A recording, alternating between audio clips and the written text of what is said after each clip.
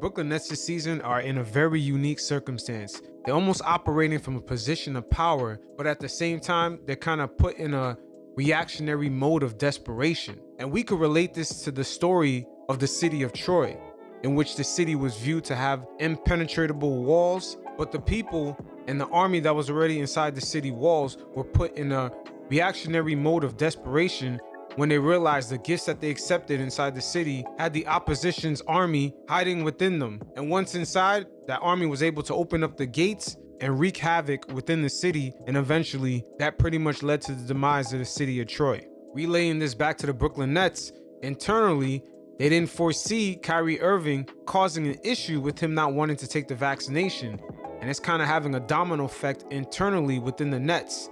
First of all, James Harden this season cannot hide behind just being the facilitator and just kind of helping other guys get their shots like Kyrie and KD.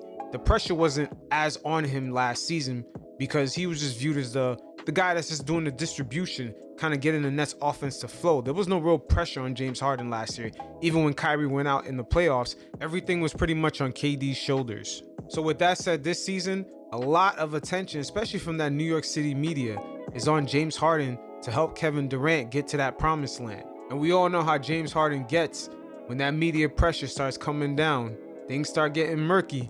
Let's not forget that time in Houston, especially during those playoffs. The second thing we gotta look at with James Harden, especially with Kyrie being out, and it's something that's pretty much overlooked, is that the Eastern Conference is a slow bump and grind conference. We gotta look at the teams at the top of the conference. You got teams like the 76ers, the Bucks, the Miami Heat. All those teams are slow bump and grind teams.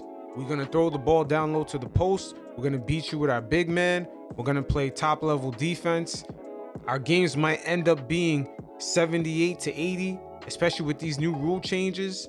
But we have to consider the fact that James Harden is in the Eastern Conference now, and he's no longer going up against those Sacramento Kings teams, those Minnesota Timberwolves, the Lakers back in the day when they were a young team before LeBron got there. He would score a bunch of points on them. The Memphis Grizzlies. There were a lot of teams that just used analytics and was trying to imitate Golden State, but couldn't quite imitate Golden State. So that led to a lot of fast break points being scored nonstop. And you can even make an argument, unlike the Eastern Conference, the top teams in the Western Conference around that time used to try to imitate Golden State, like the Portland Trail Blazers, but they couldn't quite get it down right yet.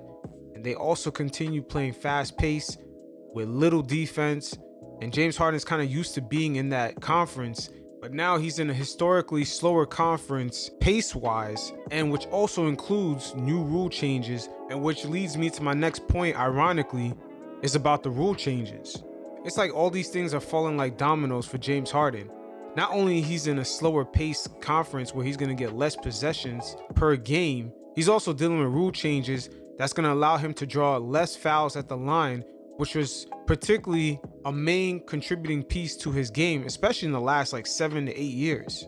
There was even a point at the beginning of the season where for a stretch of 3 games, James Harden only took 15 free throws. That's kind of crazy because we used to see James Harden take about 15 free throws in a game. For just in one season, for things to get dialed back that hard, it's kind of crazy. And finally, the Nets roster construction and limitations with that roster. See, with Kyrie Irving potentially out for the season, they're kind of limited on what they could do with their cap, and their roster currently is very limited, especially at the center position. They don't really have guys to get rebounds, guys to get physical down low. So teams with centers that particularly can score could do damage against the Nets. And because that roster was supposed to be so top heavy, they could find themselves in certain stretches of the game, their bench is not able to keep up with the scoring. Even though that Patty Mills signing is coming through for them, but they're going to need a little bit more help than that. They got a lot of vets on that team. We're talking about Blake Griffin, Paul Millsap, LaMarcus Aldridge. Kyrie's absence definitely has put a strain hold on James Harden and Kevin Durant. They're going to have to pick up the slack. And ownership, best believe, is not happy about this situation at all, because just with the repeater luxury tax alone, they're going to owe about almost $500 million in just luxury tax payments on this team, since they've been over the salary cap since the 2019-2020 season. And they're going to be over it going forward, especially if they re-sign James Harden and they keep Kyrie on the team, or even if they go after another player, it's still going to be over that luxury tax. And so far for this season alone, I believe their luxury tax money is more than 300 million. So best believe ownership will start looking for this whole Kevin Durant, Kyrie Irving, James Harden experience to start paying dividends. As we look at the luxury tax chart right here, as you can see, they're going to pay $2.50 per dollar for up to $5 million.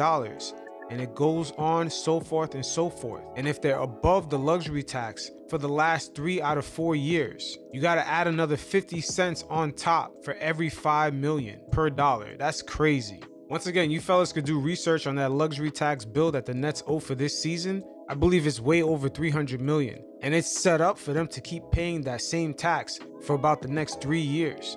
So ownership definitely is going to start putting the pressure down on James Harden and Kevin Durant to start paying dividends in this whole investment. But yet the Nets owners, I would not be surprised if they don't want to put too much pressure, especially on James Harden, due to the fact that he could just walk away next year. So it's a pretty unique circumstance that they're in, because they definitely have committed to this team financially. But if they start putting pressure on guys to win now, players like James Harden definitely do have the leverage to just up and leave. Same thing for Kyrie.